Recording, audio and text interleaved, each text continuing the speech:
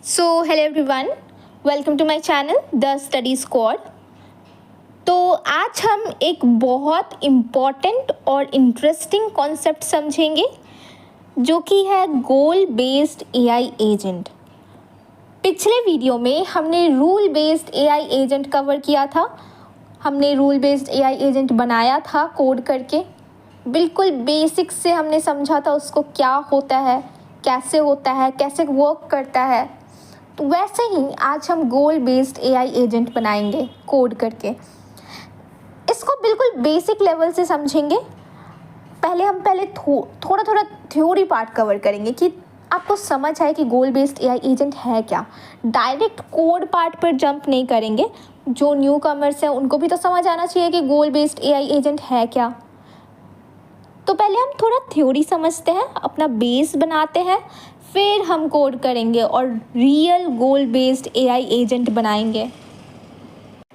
तो जब भी हम एआई एजेंट बोलते हैं उसका मतलब होता है एक ऐसा सिस्टम जो इनपुट लेता है, सोचता है और फिर डिसीजन लेता है।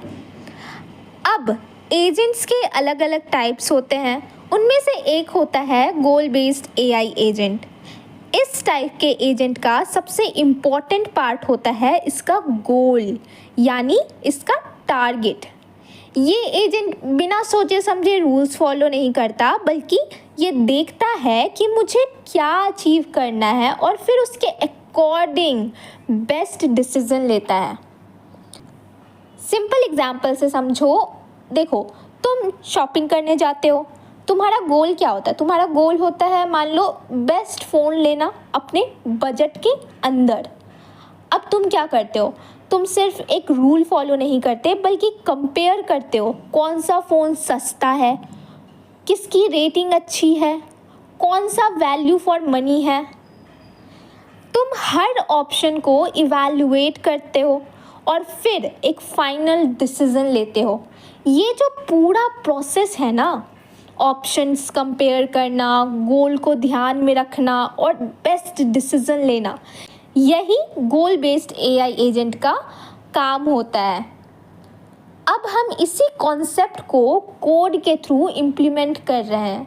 यहाँ हम एक एआई शॉपिंग एजेंट बना रहे हैं जो यूज़र से बजट लेगा, अलग अलग फ़ोन्स का डेटा लेगा, जैसे प्राइस हो गया, रेटिंग हो गई, और फिर खुद डिसाइड करेगा कि कौन सा फ़ोन सबसे बेस्ट है।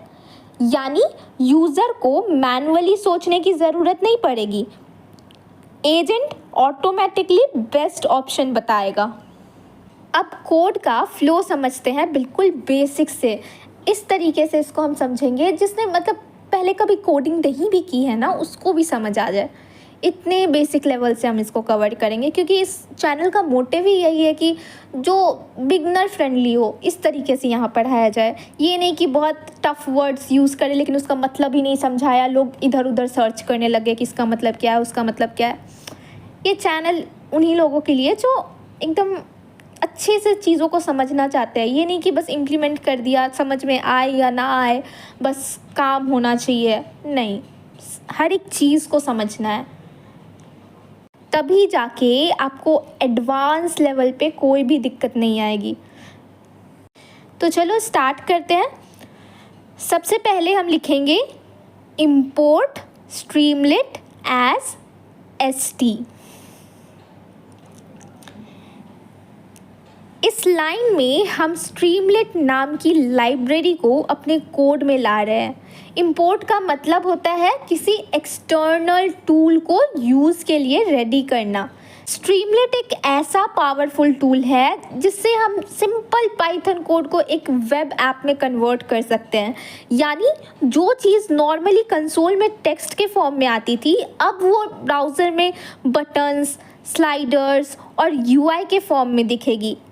और यहाँ एज st लिखने का रीज़न ये है कि हम स्ट्रीमलेट का शॉर्ट नाम st रख रहे हैं, ताकि आगे बार बार स्ट्रीमलेट लिखने की जगह सिर्फ ST लिखना पड़े। इससे कोड छोटा और रीडेबल हो जाता है। सिंपल लैंग्वेज में समझो तो ये लाइन बोल रही है कि हम एक ऐसा टूल यूज़ करने वाले हैं जिससे हम अपना AI एजेंट एक वेबसाइट जैसा बना सके जहां यूज़र इंटरैक्ट कर सके। अब नेक्स्ट लाइन हम लिखेंगे st.title under bracket AI shopping agent under bracket गोल बेस्ड। देखो, इस लाइन का काम है स्क्रीन पर एक बड़ी हेडिंग दिखाना। st.title एक फंक्शन है जो स्ट्रीमलीट प्रोवाइड करता है और इसका यूज़ हम ऐप का मेन हेडिंग शो करने के लिए करते हैं। जो टेक्स्ट ब्रैकेट्स के अंदर लिखा है वही एग्जैक्टली ब्राउज़र में सबसे ऊपर दिखेगा। ये यूज़र के लिए एक इंट्रोडक्शन जैसा होता है जिससे उसे तुरंत समझ आ जाता है कि ये ऐप किस बारे में है। यहाँ हम क्लियरली बता रहे हैं कि ये एक AI शॉपिंग एजेंट है और ये गोल बेस्ड है, मतलब ये किसी गोल को अचीव करने के लिए डिसीज़न लेगा। सिंपल समझो तो ये लाइन यूज़र को वेलकम कर रही है और बता रही है कि वो किस सिस्टम के साथ इंटरैक्ट करने वाला है। अब नेक्स्ट लाइन हम लिखेंगे st.write अंडर ब्रैकेट गोल कोलन बजट के अंदर बेस्ट प्रोडक्ट चूज़ करना ब्रैकेट क्लोज। इस लाइन का काम है यूज़र को सिस्टम का पर्पस बताना। st.write एक जनरल फंक्शन है जो किसी भी टेक्स्ट को स्क्रीन पे शो करता है। यहाँ हम यूज़र को क्लियरली बता रहे हैं कि इस AI एजेंट का गोल क्या है, यानी बजट के अंदर बेस्ट प्रोडक्ट चूज़ करना। ये बहुत इम्पॉर्टेंट है क्योंकि गोल बेस्ड एजेंट में सब कुछ गोल के अराउंड ही होता है। अगर यूज़र को गोल ही समझ नहीं आया तो वो सिस्टम का लॉजिक नहीं समझ पाएगा। इसलिए ये लाइन एक तरह से यूज़र को गाइड कर रही है कि आगे जो भी होगा वो इसी गोल को अचीव करने के लिए होगा। अब नेक्स्ट लाइन में हम लिखेंगे budget is equal to st.number underscore input bracket enter your budget comma 1000 comma 20,000 comma 9,000 bracket close. अब देखो, इस लाइन में हम क्या कर रहे हैं, इस लाइन में हम यूज़र से इनपुट ले रहे हैं और ये बहुत इम्पॉर्टेंट स्टेप है क्योंकि बिना इनपुट के एजेंट डिसीजन नहीं ले सकता। st.number इनपुट एक ऐसा UI एलिमेंट बनाता है जहां यूज़र नंबर एंटर कर सकता है। ब्रैकेट्स के अंदर पहला text enter your budget user को बताता है कि क्या एंटर करना है। उसके बाद 1000 जो है वो मिनिमम वैल्यू है, 20,000 जो है वो मैक्सिमम वैल्यू है और जो 9,000 है वो डिफ़ॉल्ट वैल्यू है जो पहले से सेट होती है। बजट का मतलब होता है जो भी वैल्यू यूज़र एंटर करेगा वो बजट वेरिएबल में स्टोर हो जाएगी। सिंपल समझो तो ये लाइन यूज़र से पूछ रही है तुम्हारे पास कितना पैसा है और उस आंसर को सेव कर रही है ताकि एजेंट उसके बेसिस पे डिसीजन ले सके। अब नेक्स्ट लाइन में हम लिखेंगे st.subheader under bracket enter product details bracket close. देखो, ये जो लाइन है ये लाइन एक छोटी हेडिंग शो करती है जो मेन टाइटल के नीचे आती है। st.subheader का यूज़ हम सेक्शन बनाने के लिए करते हैं ताकि UI क्लीन और ऑर्गेनाइज्ड लगे। यहाँ हम यूज़र को बता रहे हैं कि अब वो प्रोडक्ट्स की डिटेल एंटर करेगा। इसका पर्पस सिर्फ स्ट्रक्चर देना है, मतलब ऐप को पार्ट्स में डिवाइड करना ताकि यूज़र कंफ्यूज ना हो। सिंपल लैंग्वेज में ये लाइन बोल रही है अब नेक्स्ट स्टेप में तुम प्रोडक्ट्स की इंफॉर्मेशन भरोगे। अब नेक्स्ट लाइन हम लिखेंगे P1 price is equal to ST dot number input under bracket phone A price comma 1000 comma 20,000 comma 8,000। अब इस लाइन का मतलब क्या हुआ? इस लाइन में हम फ़ोन A का प्राइस यूज़र से ले रहे हैं। ST डॉट नंबर इनपुट यहाँ एक इनपुट बॉक्स क्रिएट करता है जहाँ यूज़र नंबर एंटर कर सकता है। Phone A price label user को बताता है कि ये इनपुट किस चीज़ के लिए है। मिनिमम और मैक्सिमम वैल्यू डिफ़ाइन करने से यूज़र गलत वैल्यू इंटर नहीं कर पाता। यहाँ पे जो 1000 है वो मिनिमम वैल्यू है, 20,000 मैक्सिमम वैल्यू है और 8,000 जो है वो बाय डिफ़ॉल्ट है। मतलब हम कुछ नहीं भी सेट करेंगे तो वो 8,000 ऑलरेडी रहेगा। P1 प्राइस का मतलब यहाँ पे है जो भी वैल्यू यूज़र एंटर करेगा वो इस वेरिएबल में स्टोर हो जाएगी। ये डेटा बाद में एजेंट यूज़ करेगा कंपैरिजन के लिए। सिंपल समझो तो ये लाइन यूज़र से पूछ रही है फ़ोन A की प्राइस क्या है। अब नेक्स्ट लाइन में हम लिखेंगे P1 rating is equal to ST dot slider under bracket phone A rating comma 1.0 comma 5.0 comma 4.2 bracket close.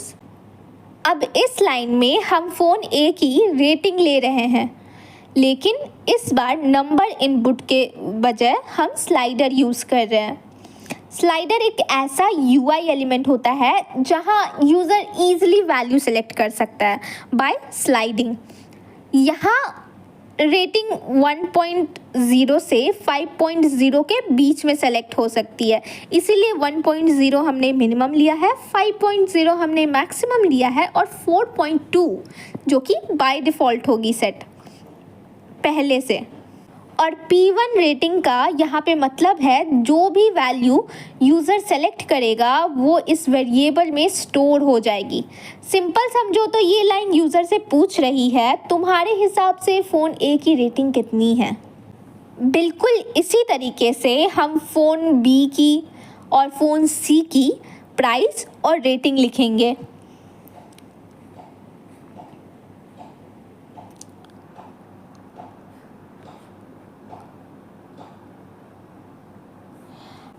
अब फ़ोन B और C की हमने प्राइस और रेटिंग सेट कर दी है।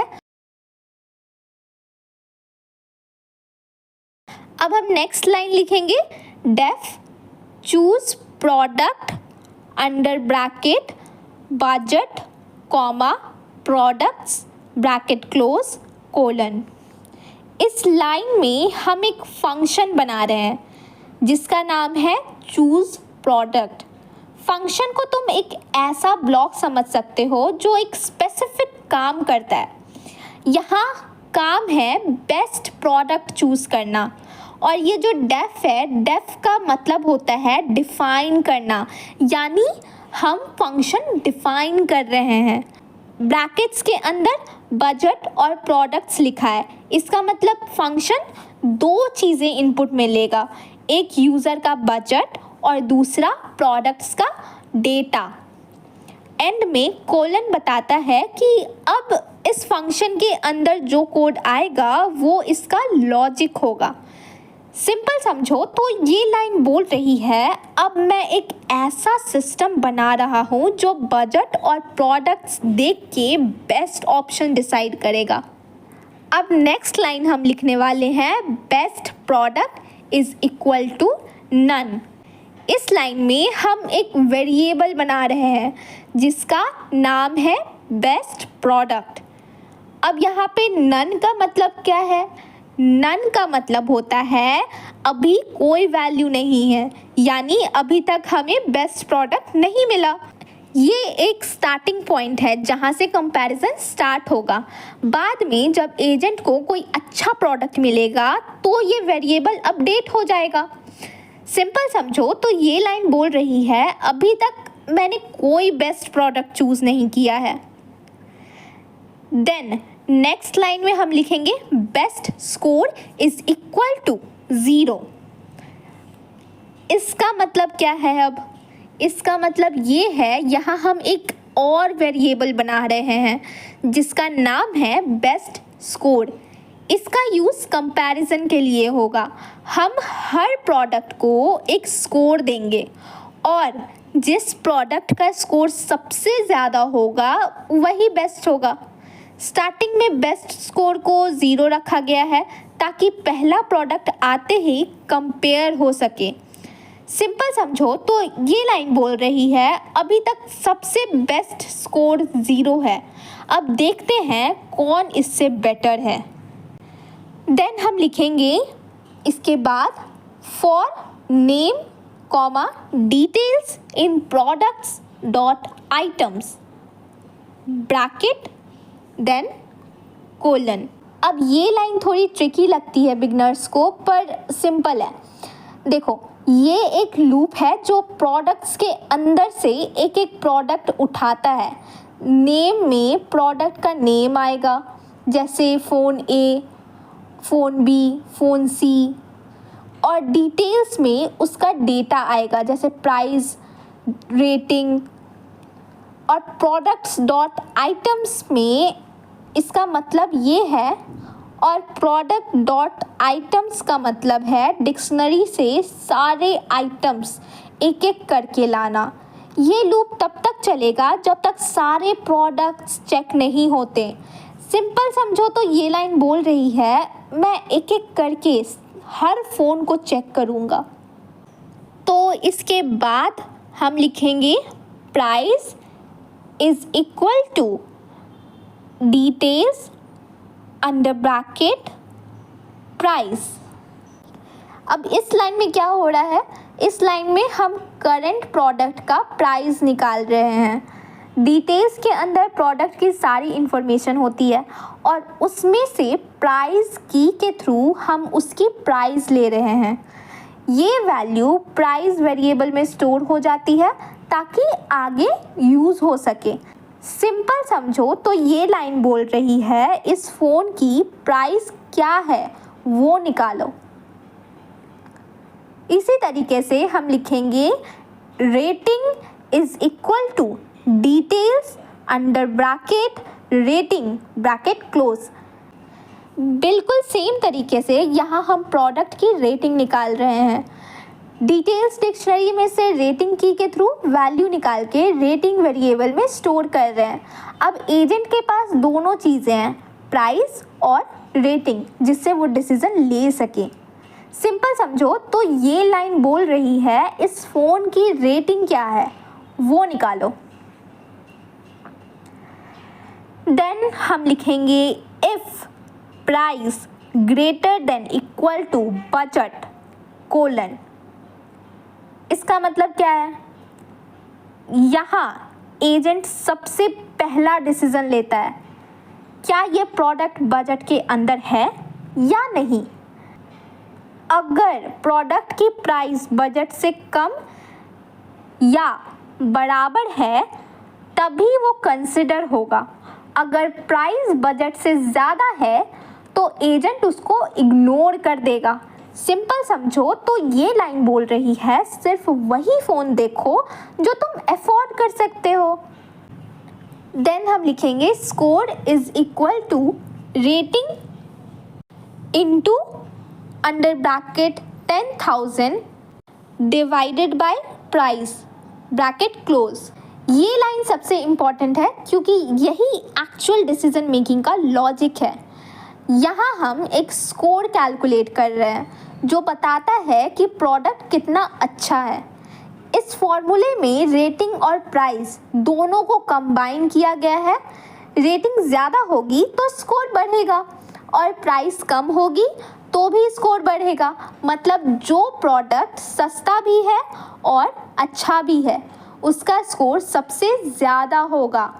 सिंपल समझो तो ये लाइन बोल रही है हर फ़ोन को एक नंबर दो जो बताए कि वो कितना बेस्ट है। इसको हम सिंपल एग्जाम्पल से समझते हैं। मान लो तुम्हारे पास दो फ़ोन है, फ़ोन ए और फ़ोन बी। फ़ोन ए की रेटिंग है 4.2 और उसकी प्राइस है 8000।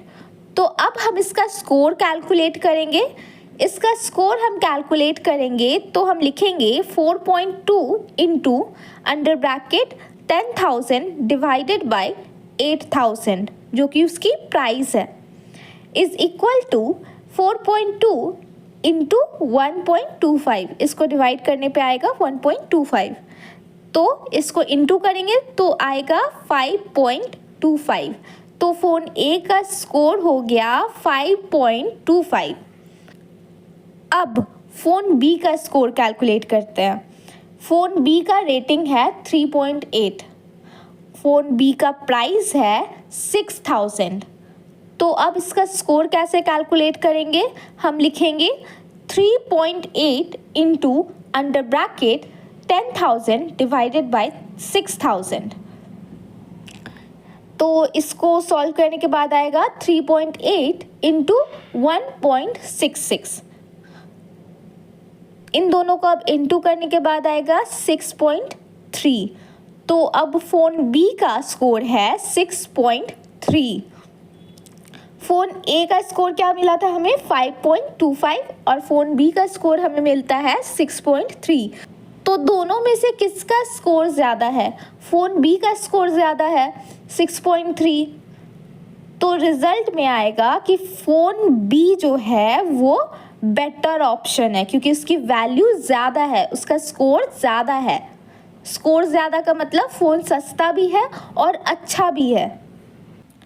अब नेक्स्ट लाइन हम लिखेंगे if score greater than best score colon. अब इसका मतलब ये है, अब एजेंट कंपेयर करता है कि जो नया स्कोर निकला है क्या वो अब तक के बेस्ट स्कोर से ज़्यादा है या नहीं। अगर हाँ तो इसका मतलब करंट प्रोडक्ट बेटर है। ये कंपैरिजन हर प्रोडक्ट के लिए होता है। सिंपल समझो तो ये लाइन बोल रही है क्या ये फ़ोन पहले वाले से बेटर है। नेक्स्ट हम लिखेंगे best score is equal to score. अगर करंट प्रोडक्ट बेटर है तो हम बेस्ट स्कोर को अपडेट कर देते हैं, मतलब अब ये नया स्कोर ही सबसे बेस्ट स्कोर हो गया है। मतलब अब ये नया स्कोर ही सबसे बेस्ट स्कोर हो गया है। सिंपल समझो तो ये लाइन बोल रही है अब तक का बेस्ट स्कोर अपडेट दो। सिंपल समझो तो ये लाइन बोल रही है अब तक का बेस्ट स्कोर अपडेट कर दो। उसके बाद हम लिखेंगे best product is equal to name. यहाँ हम बेस्ट प्रोडक्ट का नाम अपडेट कर रहे हैं, मतलब जो प्रोडक्ट अभी बेस्ट निकला है उसका नाम स्टोर कर रहे हैं। सिंपल समझो तो ये लाइन बोलती है अब ये वाला फ़ोन सबसे बेस्ट है। इसके बाद हम लिखेंगे रिटर्न बेस्ट प्रोडक्ट। अब ये क्या कर रहा है? ये लाइन फंक्शन का फाइनल रिजल्ट रिटर्न कर रहा है, मतलब जब सारे प्रोडक्ट्स चेक हो जाते हैं तो फंक्शन बेस्ट प्रोडक्ट का नाम वापस भेज देता है जहां से फंक्शन कॉल हुआ था। सिंपल समझो तो ये लाइन बोलती है फाइनल बेस्ट फ़ोन का नाम दे दो। इसके बाद हम लिखेंगे if st.button under bracket find best product. अब इस लाइन का क्या मतलब है? यहाँ हम एक बटन बना रहे हैं। जब यूज़र इस बटन पे क्लिक करेगा तब ही नीचे वाला कोड रन होगा। इसका यूज़ इसलिए होता है ताकि यूज़र जब रेडी हो तब डिसीजन प्रोसेस स्टार्ट करे। सिंपल समझो तो ये लाइन बोल रही है जब यूज़र बोले अब बेस्ट प्रोडक्ट बता दो तब एजेंट काम स्टार्ट करे। अब नेक्स्ट लाइन में हम लिखेंगे products is equal to curly braces phone A price P1 price rating P1 rating.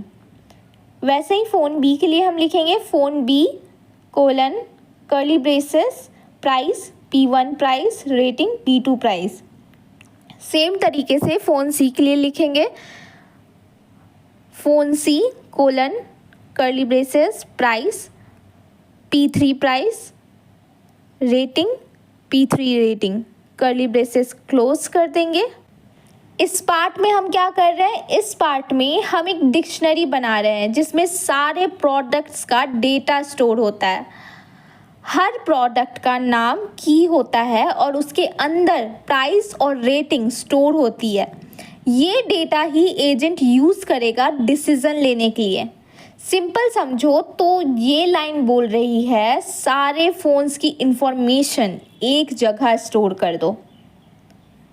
इसके बाद हम लिखेंगे result is equal to choose product under bracket budget comma products bracket close. यहाँ अब हम क्या कर रहे हैं, यहाँ हम फंक्शन को कॉल कर रहे हैं, मतलब हम एजेंट को बोल रहे हैं ये लो बजट और ये लो प्रोडक्ट्स, अब बेस्ट चूज़ करो। फंक्शन अपना काम करेगा और रिजल्ट में बेस्ट प्रोडक्ट का नाम स्टोर हो जाएगा। सिंपल समझो तो ये लाइन बोल रही है एजेंट अब डिसीजन ले। नेक्स्ट हम लिखेंगे if result colon st dot success under bracket best choice colon curly braces result curly braces close bracket close. अब ये लाइन क्या बोल रही है, ये इफ रिजल्ट कोलन ये लाइन चेक करता है कि क्या कोई बेस्ट प्रोडक्ट मिला या नहीं। अगर रिजल्ट एम्प्टी नहीं है मतलब एजेंट को कोई बेस्ट प्रोडक्ट मिल गया है। सिंपल समझो तो ये लाइन बोल रही है क्या एजेंट को आंसर मिला। st dot success best choice colon result, इसका मतलब ये है अगर बेस्ट प्रोडक्ट मिल गया है तो ये लाइन उसको स्क्रीन पे ग्रीन बॉक्स में शो करती है। f स्ट्रिंग का यूज़ करके हम रिज़ल्ट को मैसेज के अंदर इंसर्ट कर रहे हैं। सिंपल समझो तो ये लाइन बोल रही है यूज़र को बता दो कौन सा फ़ोन बेस्ट है।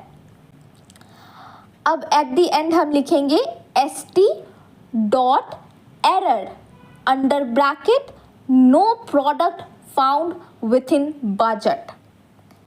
ये लाइन क्या कह रही है, ये लाइन कह रही है कि अगर कोई प्रोडक्ट बजट के अंदर नहीं आता तो ये लाइन एरर मैसेज शो करती है रेड बॉक्स में। ये यूज़र को इन्फॉर्म करता है कि उसके बजट में कोई ऑप्शन अवेलेबल नहीं है। सिंपल समझो तो ये लाइन बोल रही है तुम्हारे बजट में कोई फ़ोन नहीं मिल रहा है, यानी तुम भिखारी हो। ऐसा मजाक था, सीरियस मत लेना।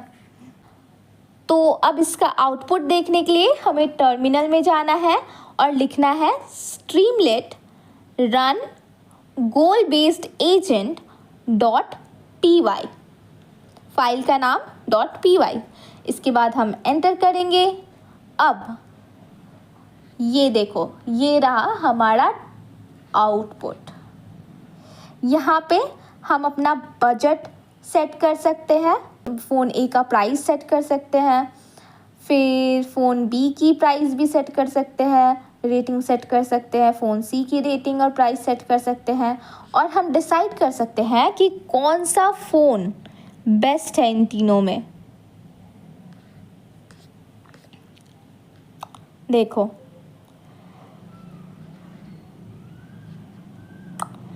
तो आई होप आपको समझ आया होगा। काफ़ी इजी वे में समझाया है और काफ़ी मेहनत भी लगी है। ऑलमोस्ट आधे घंटे का वीडियो बन गया। तो आज के लिए इतना ही, मिलते हैं नेक्स्ट वीडियो में।